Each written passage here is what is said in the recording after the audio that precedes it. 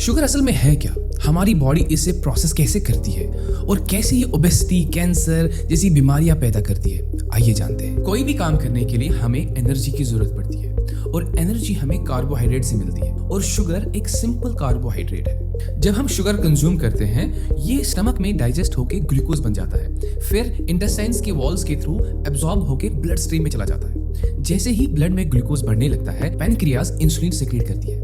Insulin का काम है ग्लूकोज को ब्लड से निकालकर सेल्स तक पहुंचाना, जहां पर ये एनर्जी के लिए इस्तेमाल होने लगते हैं। अब जो एक्स्ट्रा ग्लूकोज होता है वो लिवर और मसल्स में ग्लाइकोजन के रूप में स्टोर होने लगता है और जब हमें ज्यादा एनर्जी की जरूरत होती है तो लिवर ग्लाइकोजन को वापस ग्लूकोज में बदल देता है।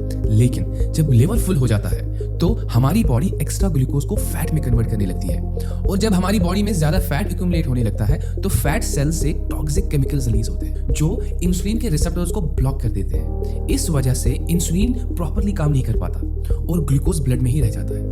इस प्रोसेस को इंसुलिन रेजिस्टेंस कहते हैं और उससे पूरी बॉडी का एनर्जी सिस्टम ही बिगड़ जाता है। यही इंसुलिन रेजिस्टेंस की वजह से बॉडी में इन्फ्लेमेशन होने लगती है, जिससे फिर जॉइंट प्रॉब्लम्स होने लगते हैं, हार्ट डिजीज होती है, energy crash, mood swing, acne और बहुत सारी प्रॉब्लम्स आने लगती है। इसी इंसुलिन रेजिस्टेंस की वजह से माइटोकॉन्ड्रिया, जो सेल्स का पावर हाउस होता है, सही से फंक्शन नहीं करता है और मेटाबॉलिक डिसफंक्शन को जन्म देता है, जिसकी वजह से कैंसर, डायबिटीज और ओबेसिटी का रिस्क बहुत ज्यादा बढ़ जाता है। यही इंसुलिन रेजिस्टेंस ब्रेन सेल्स को डैमेज करता है, जिससे अल्जाइमर्स और मेमोरी लॉस होने लगता है और इसी की वजह से बच्चों की कॉग्निशन लेवल भी कम होने लगती है। लेकिन शुगर की कहानी यहीं पर खत्म नहीं होती, क्योंकि अक्सर लोगों को ये लगता है कि शुगर खाने से सिर्फ फिजिकल प्रॉब्लम जैसे डायबिटीज होती है, लेकिन ऐसा बिल्कुल नहीं है। एक साइंटिफिक स्टडी जिसमें 600 से ज्यादा लोगों ने 9 साल तक पार्टिसिपेट किया, इस स्टडी से ये पता चला कि जब इंसान इंसुलिन रेजिस्टेंट हो जाता है उसके मेजर डिप्रेशन डेवलप होने का रिस्क 89% बढ़ जाता है। मतलब जितने ज्यादा